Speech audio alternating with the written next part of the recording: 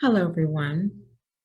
Dee Mitchell here, and I want to talk to you today about text organization. Now, I do believe that we've spoken about this before. However, it's always good to review. So, as we know, authors of informational texts often stop and think before they write about how they want to organize the text or put together the text. And they will do this because there's a reason, there's a purpose for them sharing the information that they have decided to write about. And so they want to make sure that they've written it in such a way that we get everything out of it that we're supposed to. And so one of the ways, of course, that authors organize their texts is by using cause and effect. Um, Remember, cause is something that happens. It's why something happens, excuse me. It's the reason that something happens. And then effect is what happens. It is the result. Okay. So again, we used this example before. It rained a lot. So the flowers in the garden grew. Right. So um, the reason that um, authors often use cause and effect as a way to organize their text is because they want you to understand the relationship between things that are happening, why things are happening, and what has happened as a result. So they want you to understand that one event leads to another and leads to another. They want you to see that relationship.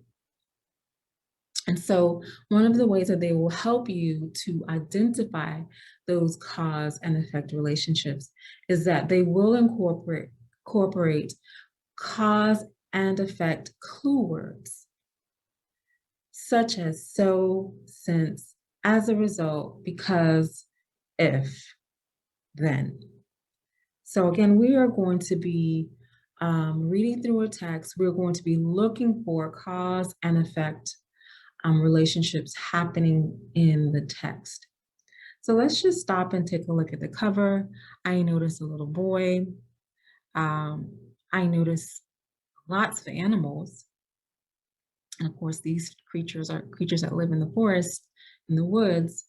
And I'm just wondering, as a good reader, if something is going to happen between the boy and these animals. So let's read on. And again, look for those cause and effect relationships, and maybe you will answer um, that question that I just had.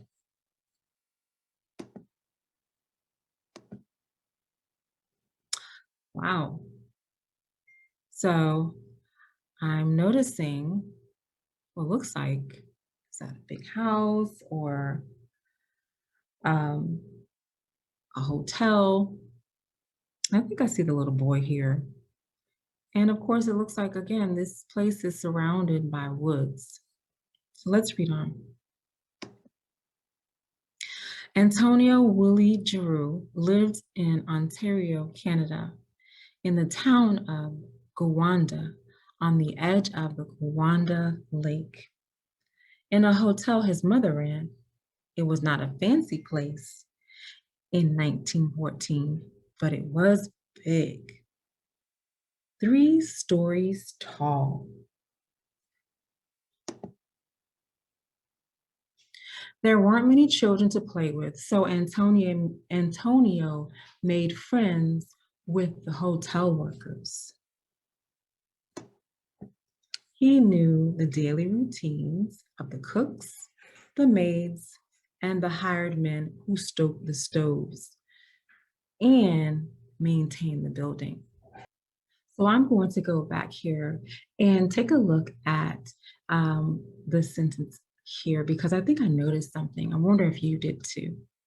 There weren't many children to play with, so Antonio made friends with the hotel workers. So I noticed that word "so" there. Okay.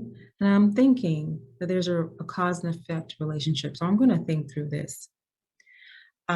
Because there weren't children to play with, right? There weren't many. Um, and that's the reason that he had to make friends with the hotel workers. Okay, so he made friends with the hotel workers because there weren't other children there. He also, because he made friends with these people, he knew their daily routines. He knew everything that they did on a daily basis. Okay, so boys and girls, we just witnessed a cause and effect relationship. And as you read on, you are going to continue to look for cause and effect relationships. You're understanding that one thing will lead to another and another. Okay. And remember, this um, is an example of how informational texts are often organized.